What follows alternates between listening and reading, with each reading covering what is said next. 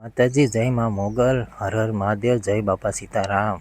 તો કેમ છો બધા? મજામાં ને? તો આજે છે તારીખ 8 અને 6ઠો મહિનો અને 2026. તો આજે છે ને મારા મમ્મી ને મારા પપ્પા બંને ગયા હતા જુનાગઢ દવા લેવા માટે કેન્સરની.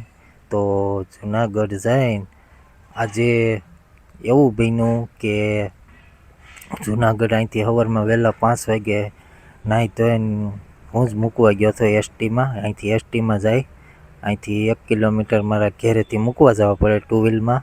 પછી ત્યાંથી એસટી મળી જાય જુનાગઢ સુધીની. તો આજે જુનાગઢ ગયા ને, તો આજે ડૉક્ટર સાહેબે પૂછ્યું કે તમે કયા ગામથી આવો છો? તો મારા મમ્મીએ કીધું કે અમે ખાંભાથી આવી. તો એ કે તમે વહેલા હાર ન કહી દેવાય, કારણ કે હું કે જુનાગઢ જાય ને અહીંયા સવારમાં વહેલા 5 વાગે નીકળી જાય, ત્યાં જુનાગઢ બપોરે 11 વાગે પહોંચે. પછી ફાઇલ મૂકી દેવાની ત્યાં બારીએ. પછી વારો આવતા આવતા આવતા રાત થઈ જાય. રાતે 9 વાગ્યા પછી વારો આવે, એટલે એપ્રુવલ થઈને ફાઇલ આવે ગાંધીનગરથી. 9 વાગ્યા વારો આવે તો એમાં એવું થાય કે મારા મમ્મીને મારા પપ્પાને બેને રાત રોકાવી જ પડે ફરજિયાત. કારણ કે હું રાતે તો પછી નીકળી ન હોય કે, એટલે રાત રોકાવી પડે ત્યાં. તો આવું અમારે 2.5 વર્ષથી આવેલું આવે. તો આજે જે ત્યાં ડૉક્ટર સાહેબ છે ને, કિકાણી સાહેબ, એણે એમ કીધું કે તમે ખાંભાથી આવો તો મને વહેલા હેર ન કહેવાય, કારણ કે હું ફાઇલમાં તો કંઈ નામ ન લખ્યું હોય. તો આજે એણે છે ને ડૉક્ટર સાહેબે એમ કીધું કે તમને લોકોને હું છે ને અમરેલીની દવા શરૂ કરાવી દઉં, કારણ કે અમરેલીમાં પણ આપણે કેન્સરની હોસ્પિટલ છે.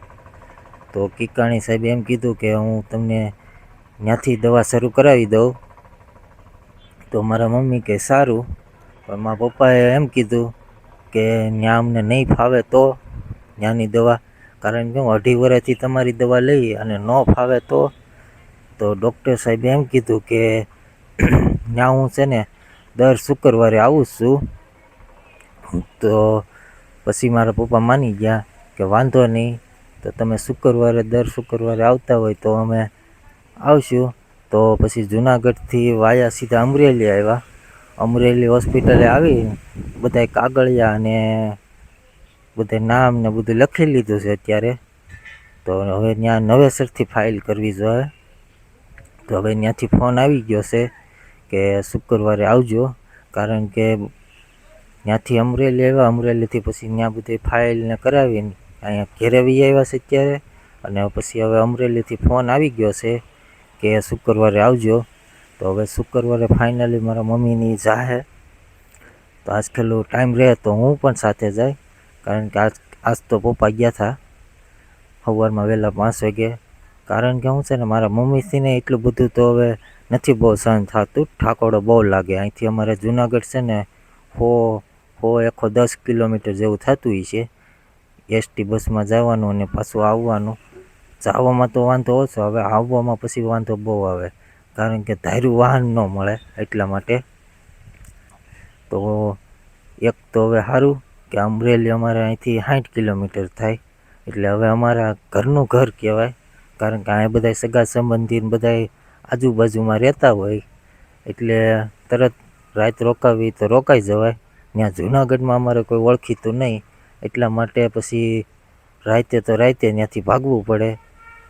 તો હવે અમરેલીનું ડૉક્ટર સાહેબે સારું આપણને કહી દીધું કે અમરેલીમાં હોસ્પિટલ છે, હું ત્યાં તમને જણાવી દઉં. તો કિકાણી સાહેબનો આભાર એટલો કે આપણને જુનાગઢથી અમરેલી હવે દવા લેવાનું કીધું છે. તો અમરેલી હવે અમારે અહીંથી 60 કિલોમીટર જ થાય. તો ગમે તે જાય તોય હાલે, રાતે આવવું હોય તોય કાંઈ ઉપાધિ નહીં, કારણ કે બધો ઇલાકો અમારો ઓળખીતો આવી જાય. કારણ કે ખાંભા તાલુકો છે એ અમરેલી જિલ્લામાં જ આવેલો છે. તો હવે શુક્રવારે મમ્મીની તારીખ છે, તો મમ્મી અને પપ્પા બે શુક્રવારને દી જાહે. કારણ કે હવે છે ને દવા જ લેવાની હોય. એ તે ત્યાં કાર્ડ ઉપર છે, એટલે કાંઈ વાંધો નહીં, કાર્ડ ઉપર દવા આપી દે. તો હવે આપણે શુક્રવાર સુધી વાટ જોવાની છે. શુક્રવારે જાય મમ્મી, પછી આપણે પૂછી લેવું કેવોક અનુભવ છે, કેવું કર્યું.